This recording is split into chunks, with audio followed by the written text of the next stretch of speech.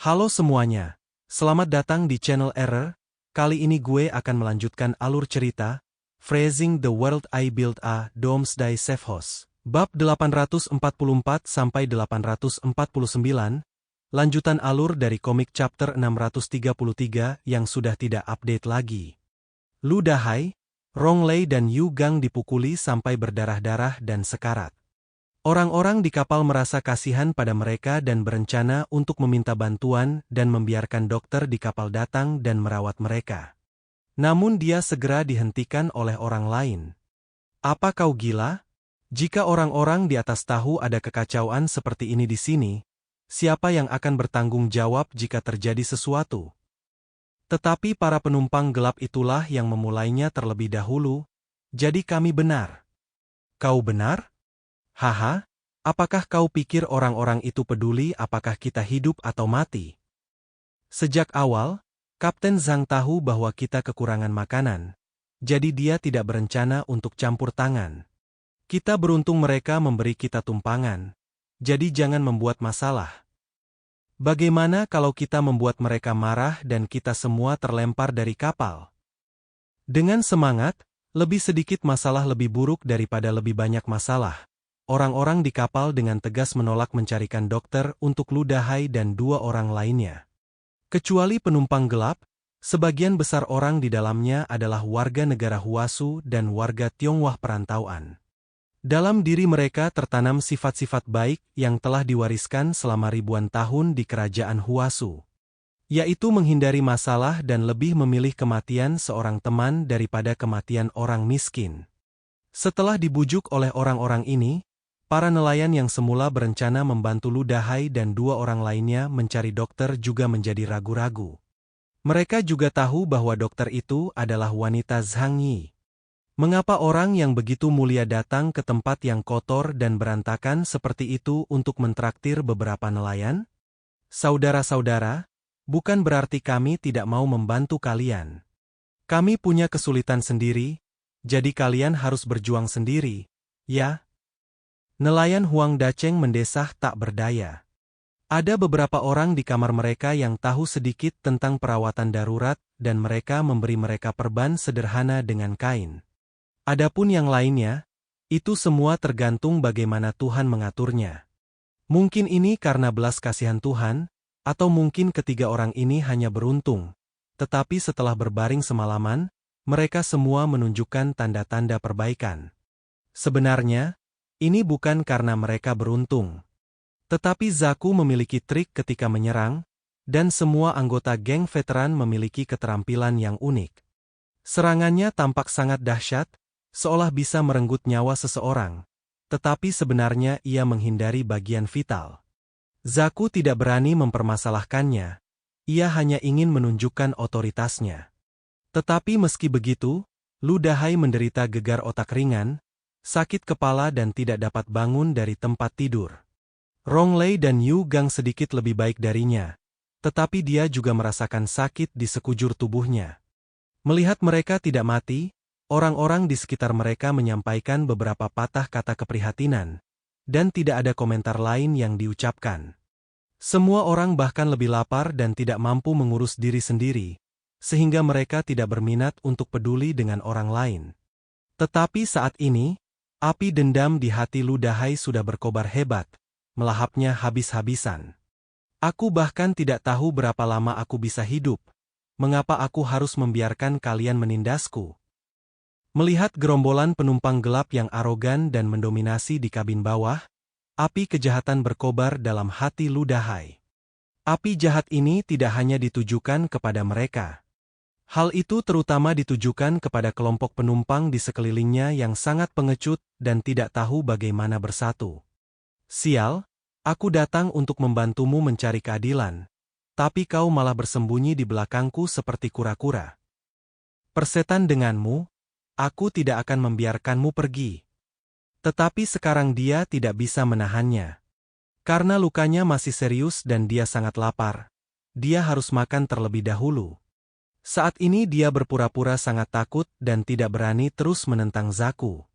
Malam itu, hari sudah larut malam. Suara deburan ombak yang menghantam lambung kapal di luar begitu keras, bahkan menutupi suara dengkuran yang keluar dari kabin. Lu Dahai diam-diam membangunkan kedua saudaranya. Kemarilah, ada sesuatu yang ingin kubicarakan denganmu. Rong Lei dan Yu Gang telah bersaudara dengan Lu Dahai selama bertahun-tahun. Tanpa Lu Dahai berkata sepatah kata pun, mereka tahu apa yang akan dilakukannya hanya dengan melihat tatapan matanya yang menakutkan. Mereka bertiga diam-diam bangkit dari tempat tidur dan berlari ke kamar mandi. Saudaraku, katakan saja apa yang ingin kau katakan. Apakah kau ingin berurusan dengan bajingan-bajingan penyelundup itu? Rong Lei adalah seorang pria botak dengan janggut acak-acakan dan ekspresi garang di wajahnya. Mereka semua telah membunuh orang di Pulau Yanliu dan sangat pemberani. Mereka pernah dipukuli oleh penumpang gelap sebelumnya dan mereka tidak tahan. Lu Dahai berkata dengan dingin, bajingan-bajingan ini membuat kita lapar dan sekarang mereka mengotori kepala kita. Aku tidak tahan lagi dengan mereka, aku harus membunuh mereka. Rong Lei sangat gembira sehingga dia hampir tidak bisa menahan suaranya. Oke, aku sudah lama ingin membunuhnya. Sialan, jika aku tidak membunuhnya, api di hatiku tidak akan pernah padam. Aku telah memutuskan untuk mengubah cara hidup aku. Yu Gang bertanya, bagaimana kita menghadapinya? Dia memiliki begitu banyak orang di bawah komandonya, dan kita tidak dapat mengalahkannya hanya dengan beberapa orang. Apakah kita harus bergantung pada orang-orang lemah di atas kapal itu? Mata Lu Dahai berubah tajam. Haha, mereka? Mereka akan membantu siapapun yang menang. Mereka sama sekali tidak dapat dipercaya. Keduanya tampak bingung, lalu, apa yang harus kita lakukan? Tatapan mata Lu Dahai yang tajam bagaikan ular berbisa. Orang-orang yang dibencinya bukan hanya penumpang gelap dari Zaku, tetapi juga para penumpang yang telah meninggalkannya setelah dia membela mereka. Aku punya ide. Dengarkan aku. Dia merendahkan suaranya dan menceritakan rencananya kepada mereka berdua. Setelah mendengar ini, keduanya menunjukkan ekspresi terkejut di wajah mereka. Apakah ini mungkin? Apakah kita benar-benar harus melakukan hal sejauh ini? Apakah sesuatu akan terjadi? Lu Dahai mendengus dingin.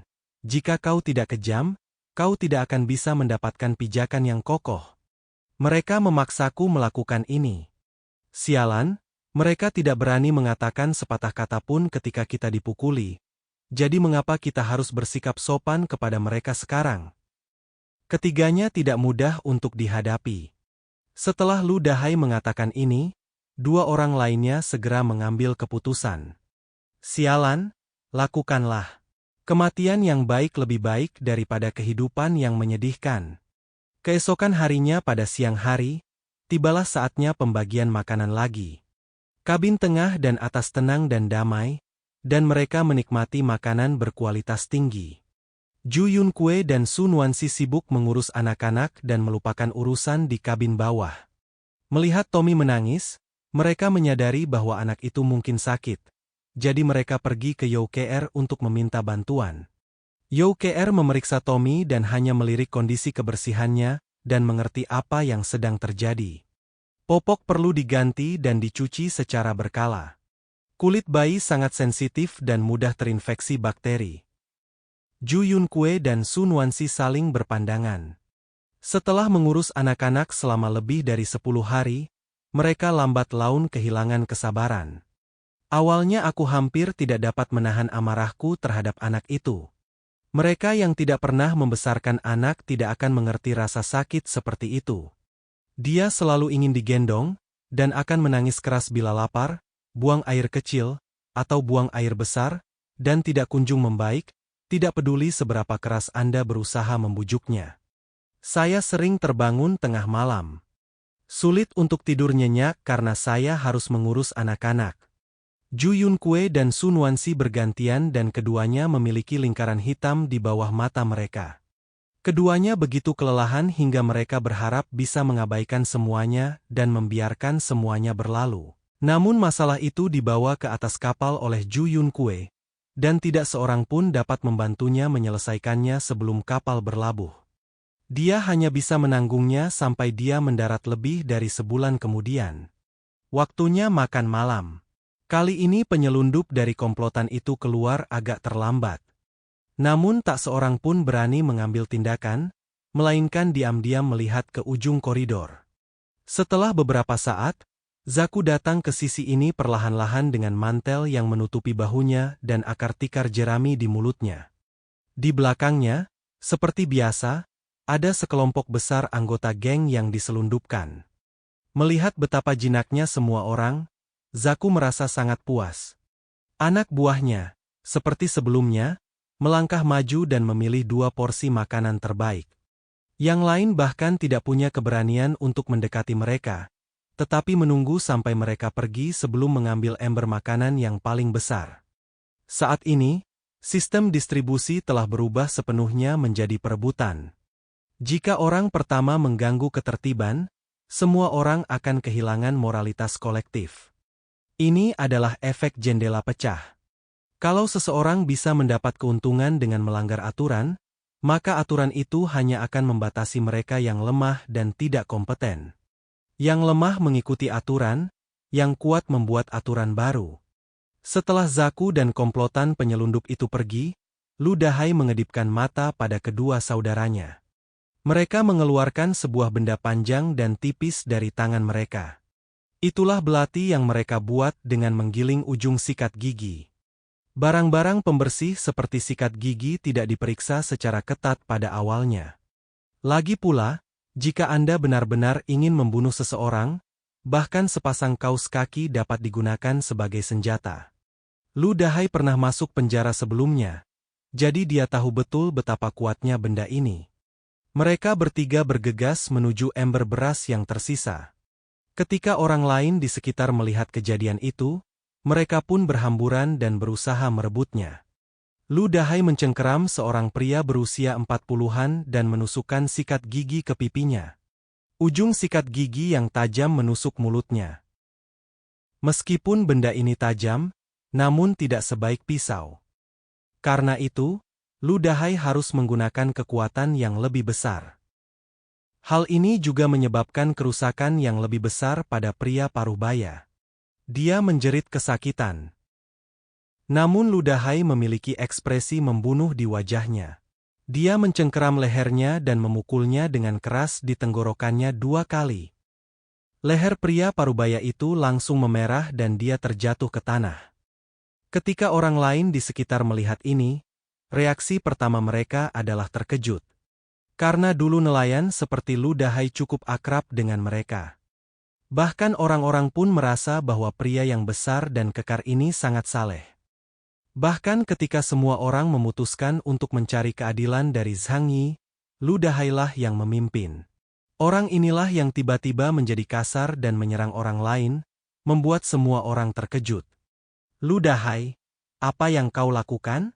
Kau gila. Seorang pengusaha di ruangan yang sama melihat ini dan dengan marah menuduhnya. Lu Dahai menoleh, sikat gigi di tangannya meneteskan darah, dan darah membasahi lengan dan pipinya, membuatnya tampak sangat mengerikan. Mulai sekarang, setelah sekelompok orang itu mengambil makanan, makanan ini akan berada di bawah kendaliku. Lu Dahai perlahan menyapu kerumunan dengan sikat gigi yang meneteskan darah di tangannya. Kedua saudaranya, Rong Lei dan Yu Gang, juga memegang sikat gigi, meskipun ujungnya tidak terlalu tajam. Namun tak seorang pun yang meragukan bahwa jika ia menusuk leher, nyawa seseorang pun dapat melayang. Lu Dahai, apa yang kamu lakukan? Kita semua adalah saudara sebangsa. Apa bedanya apa yang kamu lakukan dengan para imigran ilegal itu? Seorang pria berteriak kesakitan. Lu Dahai mengumpat dengan kasar, jangan beri aku omong kosong itu. Kalian bajingan hanya bajingan murahan yang pantas dihukum. Kalian baru saja melihatku dipukuli, tetapi sekarang aku mengerti bahwa aku tidak bisa memperlakukan kalian sebagai manusia. Siapapun yang tidak menaatiku akan menjadi orang pertama yang dibunuh. Ketiga lelaki itu mengarahkan ujung sikat gigi di tangan mereka ke satu orang yang sedang marah demi satu orang. Orang-orang inilah yang tidak berani menghadapi Zaku dan yang lainnya ketika Lu Dahai memimpin. Bagaimana dia bisa memiliki keberanian melawan Lu Dahai dan dua orang lainnya saat ini? Semua orang tanpa sadar melangkah mundur. Mereka melihat sekeliling secara diam-diam, berharap seorang pahlawan akan datang membantu mereka mengalahkan Lu Dahai dan dua orang lainnya. Akan tetapi, tidak ada seorang pun yang berani menjadi pahlawan, dan semuanya memilih menjadi pengecut. Semua orang ini memiliki identitas tertentu. Ada pakar di bidang keilmuan tertentu, bos perusahaan besar, profesor universitas, dan keluarga kerajaan di negara kecil. Mereka berstatus bangsawan dan merasa bahwa hidup mereka lebih berharga dibandingkan hidup orang biasa. Mereka sangat cerdas dan tidak pernah menonjol. Namun jika semua orang itu berkumpul bersama, hasil akhirnya hanyalah semua orang akan menelan amarahnya bersama-sama. Pada awalnya, hanya 3 orang nelayan yang mampu berdiri dan membantu mereka memimpin jalan, yakni mereka yang berpendidikan rendah namun penuh semangat. Melihat betapa pengecutnya cucu-cucu ini, Lu Dahai tidak dapat menahan tawanya. Lihat, semua bajingan itu pengecut. Kalau begitu sebaiknya kau dengarkan aku. Mulai sekarang, kau harus membiarkanku memilih makanan terlebih dahulu. Di ruangan stowaway Gang, Zaku sedang makan ketika dia mendengar suara gaduh di luar. Dia hanya tersenyum sinis. Mereka mulai bertengkar satu sama lain begitu cepat? Tapi beginilah bagusnya. Akan lebih baik lagi jika kita bisa membunuh beberapa orang lagi. Bagaimanapun, Zhang Yi tidak peduli siapa yang hidup atau mati di antara orang-orang ini. Dia hanya bertanggung jawab menyediakan makanan dalam jumlah tertentu. Semakin banyak orang yang meninggal, semakin mudah pula menyelesaikan masalah pasokan pangan. Melihat para pengecut itu sama sekali tidak berani melawan, Lu Dahai merasa sangat bangga, tetapi di saat yang sama dia juga merasakan kesedihan yang mendalam. Hanya ada 3 di antaranya. Kalau orang-orang ini maju menyerang, paling-paling mereka akan menusuk 2 orang sampai mati, dan mereka pasti akan celaka. Tetapi orang-orang ini begitu pintar sehingga tidak ada seorang pun yang mau mengambil risiko. Dengan cara demikian, Lu Dahai dan 3 orang lainnya sepenuhnya patuh dan memilih menjadi domba yang diam tanpa melakukan perlawanan apapun. Lu Dahai melengkungkan bibirnya dengan jijik, lalu berjalan mendekat dan mengambil 2 ember terbesar di antara ember-ember yang tersisa. Awalnya dia berencana untuk pergi seperti ini, tetapi dia masih merasa tidak puas. Lalu ia berbalik dan meludahi para rakus lainnya. Tindakan ini membuat semua orang menggigil dan wajah mereka berubah menjadi hijau. Jika aku memakan makanan ini, bukankah sama saja dengan memakan ludah Lu Dahai, si nelayan bau? Lu Dahai tidak peduli apa yang mereka pikirkan.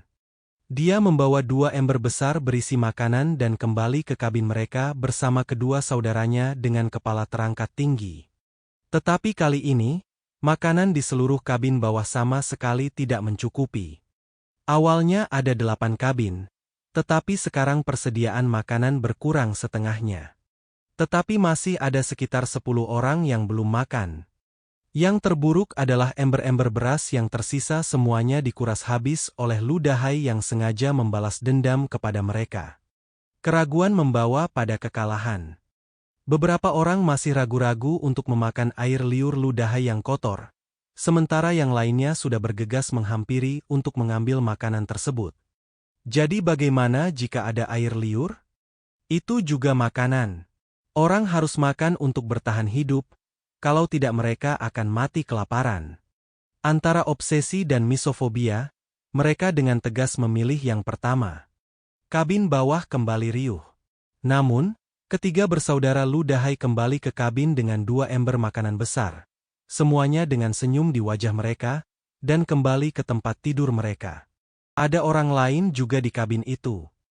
Melihat Lu Dahai dan anak buahnya memonopoli begitu banyak makanan, beberapa orang mendengus dingin, mengekspresikan rasa jijik mereka terhadap para perampok itu. Ada yang menelan ludahnya dengan panik, rasa lapar membuat mereka ingin bergegas menghampiri dan mengambil sesuap makanan. Akan tetapi, Sikat gigi yang telah diasah halus oleh ketiga bersaudara itu masih ada di sana, dan darah masih menetes dari sikat gigi Ludahai. Hal ini membuat orang-orang itu menjadi tenang. Sangat sulit untuk merebut makanan dari mereka. Yang lain tidak memiliki keberanian. Ludahai memandang mereka dan tahu apa yang dipikirkan orang-orang ini. Dia mencibir berulang kali. Kemarin dia membela orang lain dan akhirnya dipukuli dan dipenuhi luka. Dia hampir mati. Pada saat itu, dia tidak pernah melihat tetangga sementara tersebut membantunya. Sekarang dia sendiri tidak mau memberi makan orang-orang ini. Ludahai mengambil sikat gigi, menempelkannya di lidahnya dan menjilatinya. Darah merah mengalir di selaput lidah lalu meluncur turun ke ujung lidahnya. Kelihatannya aneh dan berdarah sehingga membuat orang merinding. "Huang tua, kemarilah dan makanlah sesuatu bersama kami." Ludahai melihat nelayan Huang Daceng tidak jauh dan berinisiatif untuk menyambutnya. Setelah mereka dipukuli oleh Zaku dan yang lainnya kemarin, Huang Dacenglah yang menyeret mereka kembali ke kabin. Huang Daceng melihat ini dan bergegas mendekat, "Kalau begitu saya tidak akan sopan." Ludahai memasukkan roti tepung putih ke mulut Huang Daceng. Huang Daceng duduk di tepi tempat tidur dan mulai memakannya dalam suapan besar. Meskipun makan siang mereka hanya berupa roti kukus, bubur dan irisan cabai hijau serta kentang, rasanya lebih lezat daripada abalon dan lobster. Lambat laun perut orang lain di kabin itu mulai keroncongan. Mereka tidak makan dengan baik kemarin, dan hari ini lebih buruk lagi, setengah makanannya habis. Banyak orang di dalam kabin tidak dapat meraih apapun, yang membuat mereka sengsara. Dua nelayan di sampingnya adalah teman Huang Daceng, dan mereka juga kenalan Ludahai dan dua orang lainnya. Mereka saling memandang, membuat keputusan, dan bersama-sama datang ke depan laut. "Kakak Lu, bisakah kau memberi kami makanan? Kami akan mengikutimu mulai sekarang." Ludahai mengangkat kepalanya dan menatap senyum menyanjung di wajah kedua orang itu. Tanpa berkata apa-apa, ia mengeluarkan 4 roti tepung putih yang masih mengepul dari ember nasi dan memasukkan 2 roti ke tangan masing-masing orang. "Kalau begitu, kita adalah keluarga mulai sekarang. Ayo, kita makan bersama." Keduanya sangat gembira. Setelah mengucapkan terima kasih yang sebesar-besarnya, mereka berkumpul di sekitar ember nasi dan melahap makanannya. Dengan preseden yang dibuat oleh mereka berdua, orang lain di kabin mulai perlahan berkumpul di sini. "Ludahai, bisakah kau memberi kami makanan?" Seorang pengusaha remaja berambut abu-abu berkata. Sudut mulut Ludahai berkedut, dan dia menatapnya dengan dingin. "Siapa kau? Kau tidak layak memakan makananku. Apa yang bisa kau lakukan? Bisakah kau melawan jika aku memintamu? Kau berdiri di sana melihatku dipukuli, dan sekarang kau ingin datang dan memakanku? Kau sedang bermimpi." Pengusaha tua itu gemetar, tetapi ketika dia hendak mengatakan sesuatu, dia melihat tatapan mata Ludahai yang membunuh. Dia begitu ketakutan hingga tidak berani mengatakan apa-apa lagi dan bersembunyi di balik tempat kejadian dengan takut-takut. Namun ada juga yang pemberani. Beberapa anak muda cerdas, mereka melihat bagaimana kedua teman Huang Daceng melakukannya. Jadi mereka pun sampai di depan laut. "Saudara Lu, kami ingin mengikutimu di masa depan." Orang-orang ini telah bersama Ludahai selama beberapa waktu dan mengenalnya dengan baik. Ludahai melirik mereka dan berkata, "Apakah kalian berani bertarung?" Keduanya berkata dengan tegas, "Berani." Ludahai tampak meremehkan. Kedua orang ini adalah generasi kedua orang kaya, cerdas, dan cepat tanggap. Mereka langsung setuju, tetapi sebenarnya mereka tidak tahu harus berbuat apa ketika mereka benar-benar membutuhkan orang-orang. Ludahai tidak mengekspos mereka, tetapi melemparkan roti kukus kepada mereka masing-masing dan memperbolehkan mereka datang dan makan bersama. Begitu saja, secara bertahap, 7 atau 8 pemuda di kabin berkumpul dan bergabung dengan tim Ludahai. Inilah jalan hidup yang diinginkan Ludahai. Orang lain bisa menjadi perampok dan mencuri makanan dengan tinjunya, dia juga bisa melakukannya. Bagaimanapun juga, kebanyakan orang di kabin adalah domba yang tidak berguna. Bukankah sangat disayangkan jika dia menjadi anjing gembala, bukannya serigala? Segera, melalui metode ini, jumlah orang di bawah Lu Dahai meningkat pesat. Secara bertahap, dua kekuatan utama terbentuk di kabin. Yang satu adalah komplotan penyelundup yang dipimpin Zaku, dan satunya lagi komplotan nelayan yang dipimpin Lu Dahai. Mereka disebut geng, tetapi sebenarnya mereka hanyalah dua kelompok pengungsi yang memeras otak setiap hari untuk mencari makanan dan minuman. Sedangkan yang lainnya, mereka yang tidak ikut dalam kedua tim ini hanya bisa mengambil sisa makanan saat makan, atau bahkan tidak makan sama sekali. Apakah orang-orang di atas mengetahui semua ini? Tentu saja mereka tahu. Namun mereka tidak peduli. Zhang Yi hanya memberitahu Lautian bahwa jika orang-orang itu berani memperburuk keadaan, dia akan mengambil tindakan untuk membersihkan kekacauan itu. Jadi, apa yang dibutuhkan untuk membuat keributan besar? Lautian bertanya. Zhang Yi tertawa dan berkata, "Jika kau menggangguku saat aku tidur, itu masalah besar." Si tua Tian segera mengerti. Perkataan Zhang Yi memang bercanda, tetapi itu juga menunjukkan bahwa dia sama sekali tidak peduli dengan orang-orang di kabin bawah. Dengan kata lain, Lautian dapat membuat penilaiannya sendiri, dan Zhang Yi tidak peduli apakah orang-orang itu hidup atau mati. Adapun Zhu Yunkui dan Sun Wanxi, dua wanita muda baik hati ini, yang bagaikan malaikat seperti perawan Maria, apa yang sedang mereka lakukan? Mereka disiksa oleh Tommy. Karena kelalaian mereka, Tommy demam dan kulitnya terinfeksi. Setelah meminta pendapat Zhang Yi, Youke Er memberikan obat kepada anak itu. Namun, satu-satunya cara untuk mencegah masalah ini adalah bagi Zhu Yunkui dan Sun Wanxi untuk lebih berhati-hati dalam perawatan di masa mendatang dan tidak membuat kesalahan yang sama lagi. Keduanya diberi pelajaran oleh Youke Er dan merasa sangat bersalah. Tetapi pada saat yang sama, saya merasa bosan. Waduh, sungguh merepotkan. Kedua wanita itu memutuskan pada waktu yang hampir bersamaan bahwa mereka tidak akan pernah memiliki anak. Mereka tidak dapat melepaskan beban berikutnya yang mereka pilih. Jadi mereka masih harus terus mengurus anak-anak. Mereka tidak lagi punya waktu untuk mengurus situasi di kabin bawah. Mereka tidak tahu bahwa akibat perbuatan merekalah sejumlah orang terluka di kabin bawah, sehingga mengakibatkan tragedi yang mengerikan.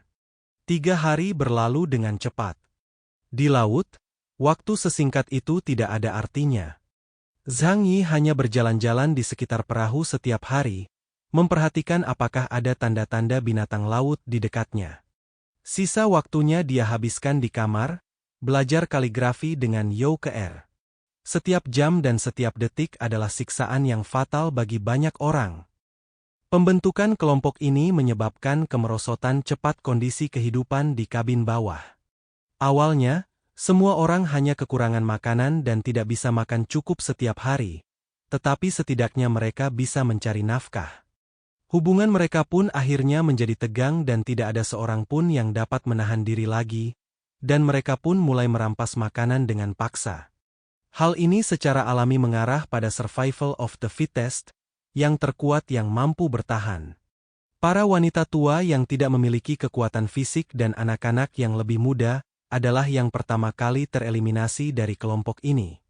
Beberapa orang bahkan tidak mendapatkan sesuatu untuk dimakan selama 3 hari. Geng penumpang gelap dan geng nelayan menguasai sebagian besar makanan. Meskipun demikian, masih ada batas yang jelas di antara keduanya. Anggota geng penyelundup tidak mempercayai orang luar dan hanya berpegang teguh pada kelompoknya sendiri. Namun Lu Dahai aktif merekrut anggota baru. Siapa saja yang menurutnya mempunyai kekuatan bertarung yang cukup dan dapat digunakan dalam perkelahian akan direkrut ke dalam gengnya. Secara perlahan, jumlah anak buahnya mulai melebihi jumlah kawanan penumpang gelap. Hal ini juga membuat Zaku merasakan krisis tertentu. Apa yang paling ditakutkannya adalah orang-orang Huasu di kabin bawah akan bersatu. Jadi dia mengubah strateginya dan memutuskan untuk melawan orang-orang seperti Lu Dahai. Pada hari keempat, tibalah waktunya untuk membagikan makanan lagi. Kali ini, Zaku dan yang lainnya hanya mengirim beberapa orang untuk mengumpulkan makanan. Pemimpinnya adalah petinju Thailand Yamat, diikuti oleh dua pemuda. Orang-orang di kabin lain melihat mereka melalui celah pintu. Ada yang kelaparan berhari-hari, mukanya pucat, kulitnya kering dan kuning, bahkan matanya bersinar hijau. Mereka menatap ketiga lelaki itu, takut tetapi juga dengan emosi yang tak dapat dijelaskan menggelora dalam hati mereka. Tetapi ketika kedua lelaki itu tiba di tempat makanan, mereka tidak mengambil 2 ember makanan terbaik seperti yang mereka lakukan sebelumnya. Yamat berbicara dalam bahasa Britania yang buruk dan meminta kedua adiknya untuk menjaga makanan dan tidak mengizinkan siapapun mendekat. Lalu ia berjalan ke pondok tempat gerombolan nelayan itu berada. Gerombolan nelayan itu menghalangi pintu dan menatapnya dengan tidak ramah. Yamat berteriak, "Katakan pada bosmu untuk keluar, Tuan Zaku ingin menemuinya." Di dalam ruangan, setelah mendengar kata-kata ini, Lu Dahai menunjukkan senyuman dingin. "Rong Lei tampak tidak senang, kau bilang kau akan menemuiku." Lu Dahai menghentikannya. "Arong, jangan terlalu impulsif sepanjang waktu." Dia duduk di tempat tidur, menatap Yamat, lalu tiba-tiba tersenyum dan berkata, "Katakan pada Tuan Zaku bahwa aku akan segera ke sana. Kalau begitu cepatlah." Setelah mengatakan ini, Yamat berbalik dan pergi, tetapi kedua adiknya menjaga makanan dan tidak mengizinkan siapapun mendekat. Sikap ini langsung membuat banyak orang cemas. Apa maksud mereka? Tidak mengizinkan kami makan. Ini untuk menegakkan otoritas. Apakah mereka benar-benar ingin mendorong semua orang ke dalam situasi yang putus asa? Bahkan orang yang paling pengecut pun akan menjadi marah karena putus asa ketika dihadapkan pada hidup dan mati. Lu Dahai mengeluarkan sikat gigi tajam dari bawah tempat tidur dan diam-diam memasukkannya ke dalam lengan bajunya. Anggota geng nelayan lainnya berkumpul di sekitarnya dan berkata, "Kakak Dahai, Zaku itu pasti punya niat jahat. Kau tidak boleh lewat." "Ya, paling buruk saya bisa melawan mereka." Lu Dahai tidak mengatakan apa-apa. Bagaimana mungkin dia tidak mengetahui keefektifan bertarung orang-orang di sekitarnya? Mereka mungkin berteriak keras, tetapi saat pertarungan sesungguhnya dimulai, saya kira sebagian besar dari mereka akan ketakutan hingga berlutut dan memohon belas kasihan. Zaku adalah anggota geng sungguhan, dan dia memiliki beberapa karakter yang sangat cakap di bawahnya. Jika sampai pada konfrontasi langsung, beberapa orang ini saja tentu tidak akan cukup. Tidak apa-apa. Aku akan bicara padanya dan melihat apa yang diinginkannya. Lu Dahai berjalan keluar dari kerumunan, dan yang lainnya secara alami mengikutinya. Sekarang Lu Dahai ada di sini, mereka bisa berkumpul dan memiliki cukup makanan untuk dimakan. Jika sesuatu terjadi pada Lu Dahai, mereka mungkin harus kembali ke keadaan kelaparan seperti sebelumnya. Jadi tentu saja mereka harus mengikuti Lu Dahai sekarang dan tidak ingin sesuatu terjadi padanya. Sekelompok orang mendatangi kabin komplotan penumpang gelap itu dengan cara yang perkasa. Ketika para penumpang gelap melihat pemandangan ini, mereka segera memblokir pintu.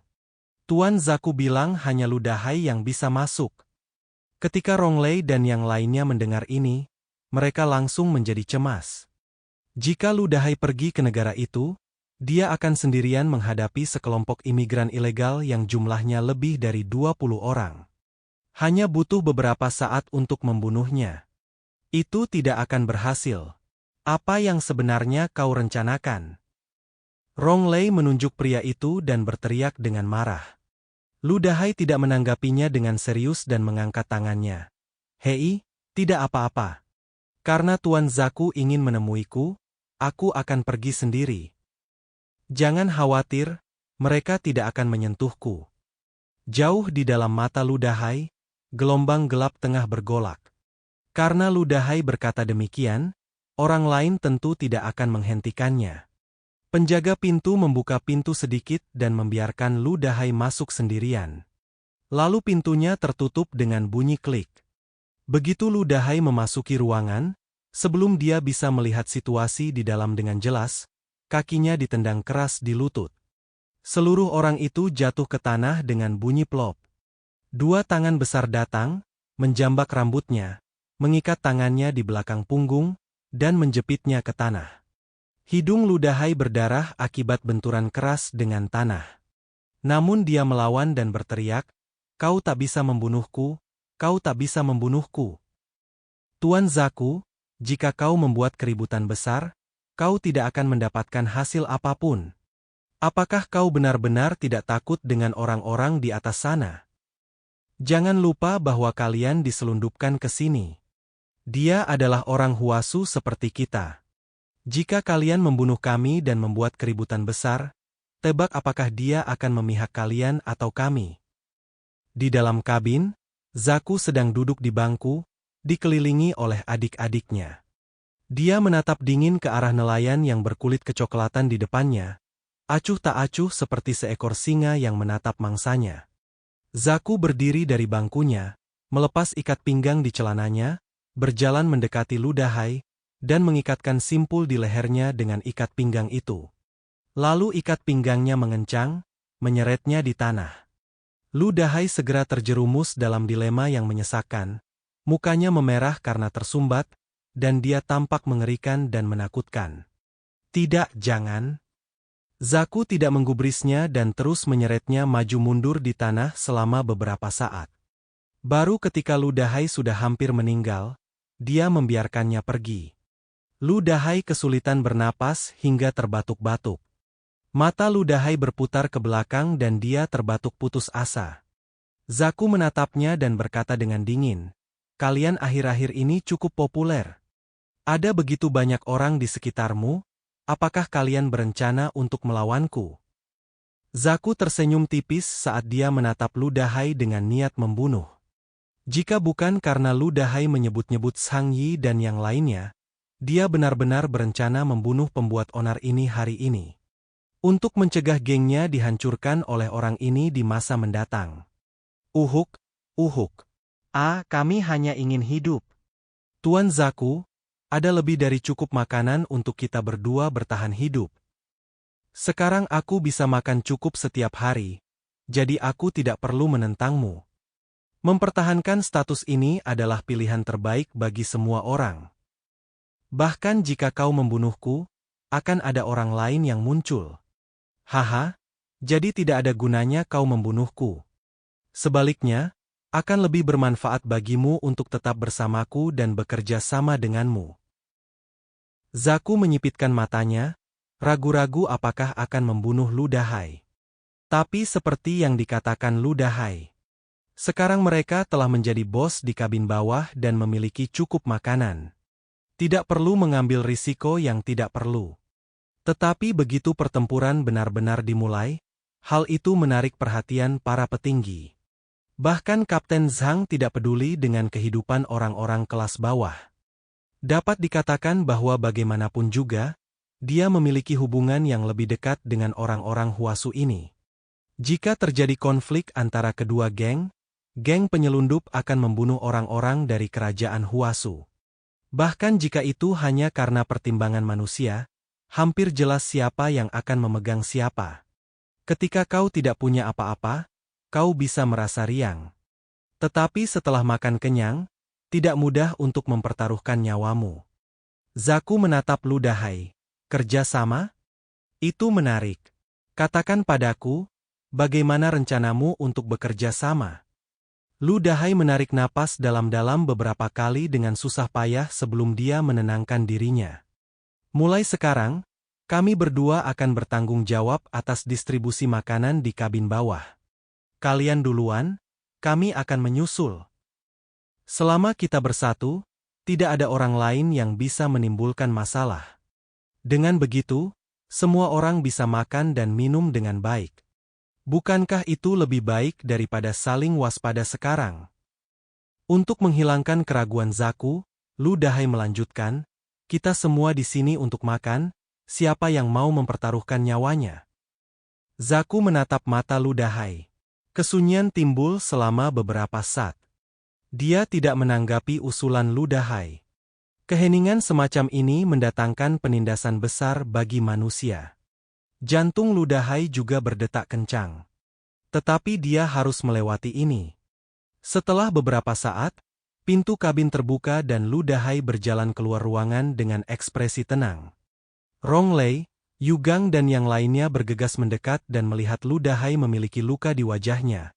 Jadi mereka bertanya apakah dia baik-baik saja. Aku baik-baik saja. Aku sudah melewatinya. Ayo kembali. Semua orang menghela napas lega pada saat ini. Namun, mereka yang menonton kesenangan di kabin lain merasa sangat kecewa. Mereka semua berharap agar Ludahai dan kelompoknya bertarung sampai mati dengan para penyelundup itu, dan akan lebih baik jika mereka semua mati. Dengan cara ini, orang-orang yang menindas mereka akan menghilang dan akan ada cukup makanan. Ketika Ludahai melewati kabin, dia dapat melihat ekspresi orang-orang tersebut. Dia bisa menebak apa yang ada dalam pikiran mereka, dan dia tidak bisa menahan diri untuk tidak memperlihatkan seringai sinis di sudut mulutnya. Setelah kembali, Ludahai berkata kepada Ronglei dan Yugang, "Aku tahu sekelompok orang itu tidak akan berani menyentuhku. Mereka sudah punya cukup makanan dan minuman sekarang, dan yang paling mereka takutkan adalah mereka akan mati. Aku melihat Kapten Zhang adalah orang yang punya prinsip sendiri. Selama kita tidak bunuh diri, dia tidak akan mengganggu kita. Tapi kalau ada yang menyentuh batasnya dan membuatnya kesulitan, dia akan membunuh kita seperti membunuh ayam. Zaku tidak punya nyali untuk membunuh siapapun di sini." Seseorang berkata dengan gembira, "Ini hebat. Mulai sekarang, selama kita bisa bergaul dengan baik dengan para imigran ilegal itu, kita tidak perlu khawatir tentang makanan dan minuman."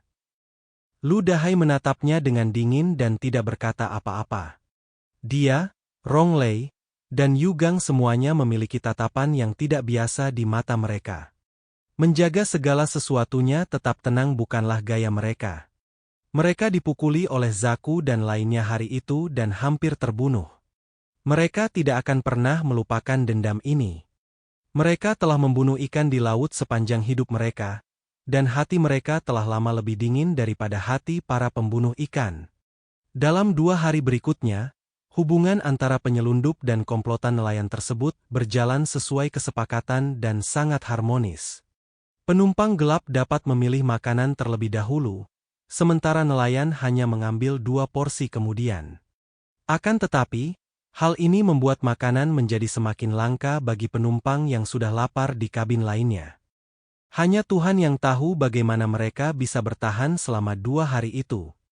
Beberapa di antara mereka bahkan tidak makan sebutir nasi pun selama 3 hari. Perjuangan dan keputusasaan tidak tertahankan bagi sebagian orang.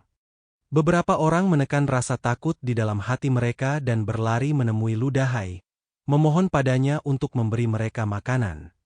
"Bos Lu, kami tidak membantu Anda di masa lalu karena kami tidak punya hati nurani. Sekarang kami tahu kami salah. Tolong tunjukkan belas kasihan dan beri kami kesempatan untuk hidup." Sekelompok orang berkumpul di luar kabin Ludahai, berlutut di tanah dan memohon dengan sedihnya. Ludahai mencibir dan bertanya, "Mengapa kau tidak pergi dan meminta bantuan para penyelundup itu, tetapi malah datang meminta bantuanku?" Beberapa orang saling memandang dan berkata, "Kami adalah rekan senegara, dan mereka adalah orang luar." Ludahai tertawa, "Jadi saudara laki-laki lebih mudah diganggu, begitukah?" Tiba-tiba dia menunjuk ke arah orang-orang itu, ekspresinya berubah, "Kalian hanya sekelompok pengecut yang menindas orang lain di rumah mereka sendiri. Kau tak punya nyali untuk melawan mereka, jadi kau berlutut saja dan memohon padaku agar mengasihanimu. Tapi sudah terlambat. Aku tidak punya belas kasihan pada kalian. Keluarlah dari sini." Begitu Ludahai berteriak, segerombolan penjahat datang menghampiri dan mengusir lelaki itu. Sekelompok orang menangis mengingat orang tuanya karena tidak mempunyai cukup makanan. Mereka dipukuli dengan kejam dan darah berceceran di tanah. Melihat kejadian itu, penghuni kabin lainnya menjadi geram. Mereka sangat membenci Ludahai. Sebaliknya, mereka tidak begitu membenci Zaku dan orang lain yang menjadi provokatornya. Mereka menganggap bahwa orang luar berhak menindas mereka. Tetapi Lu Dahai, seperti mereka, merupakan penduduk asli Huasu, jadi mereka menganggap Lu Dahai adalah seorang sampah dan binatang buas. Akan tetapi, orang-orang ini mungkin lupa bahwa ketika mereka berada di negara ini, kebanyakan sampah yang mereka temui adalah rekan-rekan senegaranya sendiri. Sebagian besar kekayaan yang mereka miliki diperoleh melalui eksploitasi dan penipuan terhadap sesama warga negaranya. Sungguh konyol memikirkan tentang hubungan darah sekarang. Ini adalah kabin penumpang gelap. Ketika Zaku melihat Lu Dahai memerintahkan anak buahnya untuk memukuli selnya, senyum mengejek muncul di wajahnya. Mereka hanya suka berkelahi di antara mereka sendiri. Berkelahi, berkelahi. Semakin dalam konflik antara Lu Dahai dan orang-orang di kabin lain, semakin tenang perasaan Zaku. Dengan cara ini, ancaman yang ditimbulkan oleh gerombolan nelayan terhadap mereka akan jauh lebih kecil. Malam itu, suasana di kabin Lu Dahai gelap gulita. Ada sedikit cahaya bersinar melalui jendela kapal, tetapi sulit untuk melihat orang yang sebenarnya. Itu hanya pemandangan yang samar-samar. Dan ada banyak orang berkumpul di kabin itu. Ada 7 atau 8 orang yang duduk di lantai di antara tempat tidur. Orang-orang ini adalah perwakilan yang dikirim dari berbagai kabin. Ketiga saudara Lu Dahai juga duduk di tengah. Tatapan mata Lu Dahai menyapu wajah yang tidak bisa dilihat dengan jelas oleh siapapun, dan sepasang matanya yang ganas memancarkan aura pembunuh yang mengerikan. Bagaimana keadaan kabinmu sekarang? Suara Lu Dahai sangat rendah. Tetapi setelah dia menanyakan pertanyaan ini, yang lainnya tidak dapat menahan diri lagi dan mulai mengeluh. Saudara Lu, semua orang di kabin kita hampir mati kelaparan. Beberapa wanita hanya selangkah lagi dari kematian. Kalau terus begini, setidaknya setengah dari orang di kabin ini akan mati. Kami benar-benar tidak bisa bertahan lebih lama lagi. Kalau tidak kami tidak akan datang kepada Anda untuk meminta bantuan. Kami juga tahu bahwa kami telah melakukan sesuatu yang tidak baik pada awalnya. Tolong beri kami jalan keluar. Setelah mendengarkan mereka, Lu Dahai berkata dengan dingin, "Bukan aku yang tidak akan membiarkanmu hidup.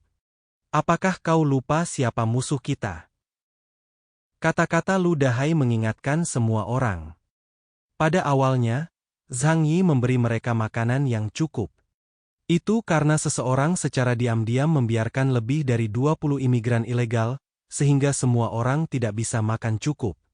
Kelompok Zaku jugalah yang pertama kali menggunakan kekerasan untuk merampas sejumlah besar makanan. Meski Lu Dahai dibenci, dia bukanlah pelakunya. Maksudmu, orang-orang itu? Tapi mereka terlalu kuat, kita tidak berani memprovokasi mereka. Seorang pria botak mendesah tak berdaya.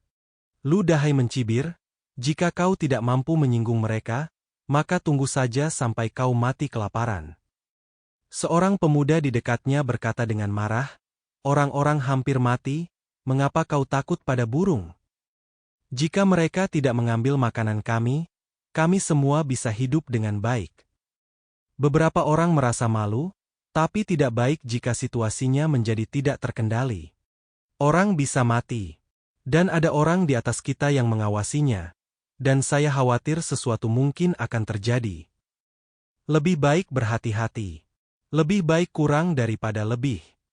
Yang lain mengumpat, bagaimana kau bisa bertahan sekarang? Jika kau bertahan lebih lama lagi, kau akan kehilangan nyawamu. Lu Dahai tidak mengatakan sepatah kata pun dan hanya memperhatikan mereka berbicara di sana. Akhirnya, seseorang setuju dengan Lu Dahai. Kakak Lu, bisakah kau membantu kami mendapatkan sesuatu? Kau adalah orang yang paling mampu.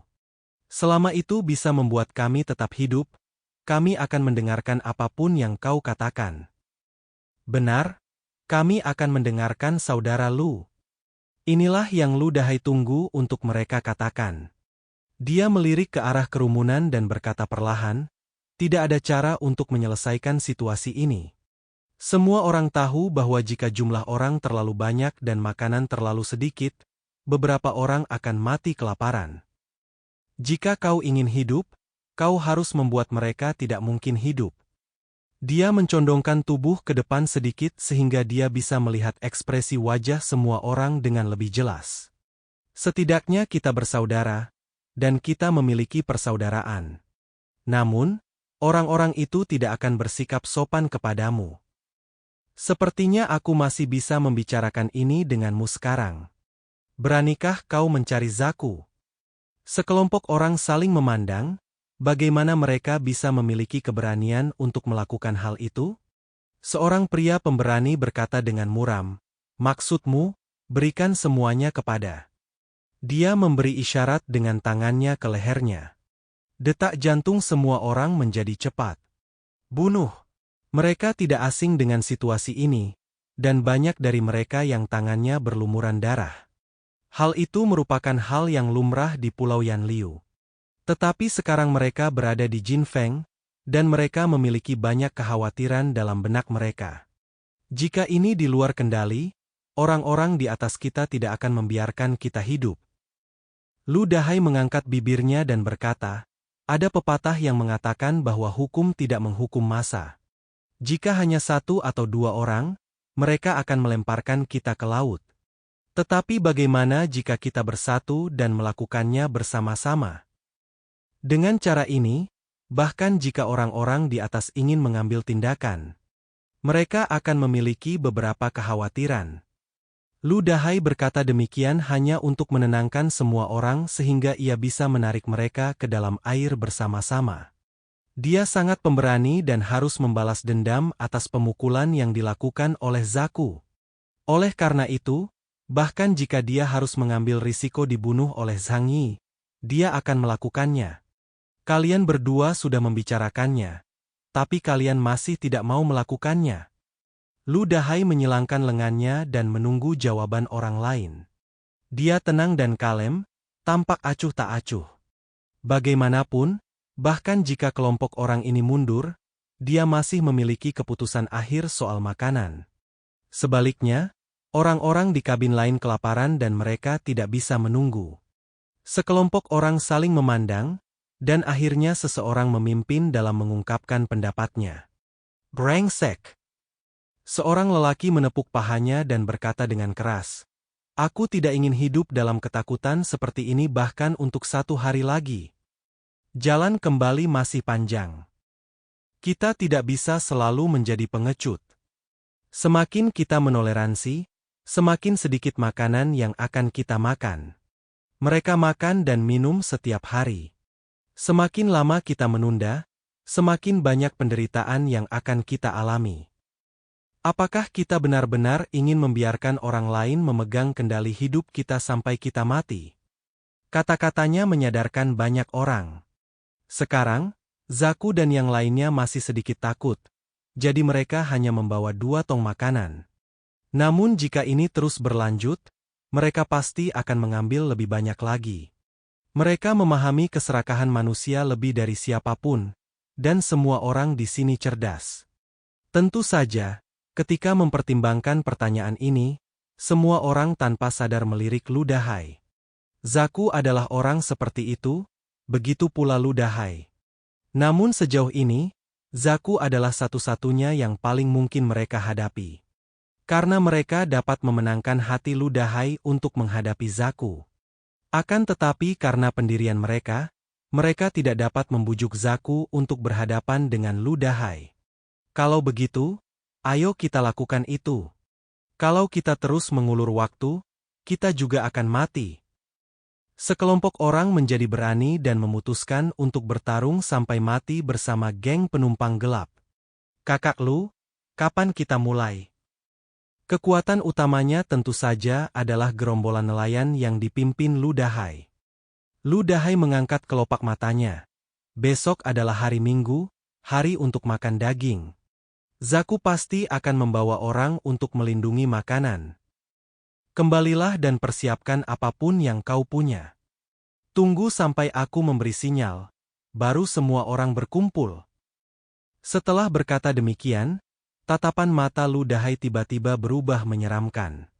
Jika saatnya tiba, siapapun yang berani membocorkan berita dan menjadi pengkhianat, atau siapapun yang tidak bermain trik selama pertarungan, aku akan menikamnya sampai mati sebelum aku mati.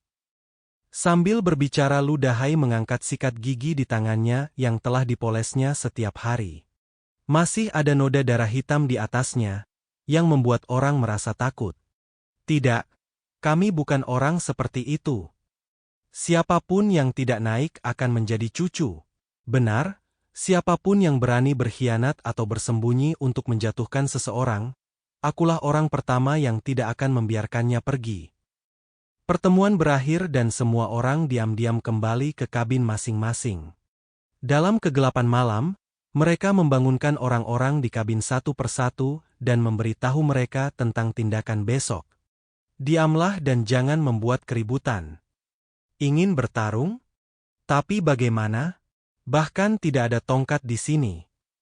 Bungkus pakaian di tanganmu dan putar kaus kaki menjadi tali. Lalu bunuh mereka semua. Gunakan cara apapun yang dapat membunuh orang. Malam itu, dalam kegelapan pekat di dalam kabin, mereka mulai menggunakan imajinasi mereka untuk menciptakan segala jenis senjata yang dapat digunakan untuk membunuh orang. Lu Dahai bersandar ke dinding, memegang sikat gigi di tangannya, matanya terbuka, sama sekali tidak mengantuk. Dia mengurung diri di sudut, posisi yang sangat aman. Bahkan jika dia tiba-tiba berkelahi dengan seseorang, dia dapat menjamin bahwa dia tidak akan diserang dari belakang. Dia telah terlibat dalam banyak perkelahian dan membunuh orang demi makanan di Pulau Yanliu. Namun pada dasarnya, dia tidak menganggapnya orang jahat. Dia hanya berusaha bertahan hidup, dan tidak ada yang salah dengan itu. Jauh di lubuk hatinya, jika dia bisa menjalani kehidupan yang stabil, dia akan bersedia membantu orang lain. Inilah rasa kesatriaan yang melekat pada diri orang Ludong. Ia membenci kejahatan dan senang membunuh, dan ia bahkan merasakan gairah dan emosi leluhurnya. Malam itu segelap tinta, dan dia bagaikan kelelawar yang tenang, menunggu dengan tenang dalam kegelapan. Tanpa terasa. Bab 844-849, lanjutan alur dari komik chapter 633 yang sudah tidak update lagi pun berakhir. Info hari ini adalah, gue lagi keluar kota, mau bantu ngerenov dapur rumah saudara, kemungkinan bakal jadi mode radio untuk sementara waktu, itu aja. Jangan lupa klik tombol like dan tinggalkan komentar guys, jangan biarkan kolom komentar kosong, itu aja, terima kasih.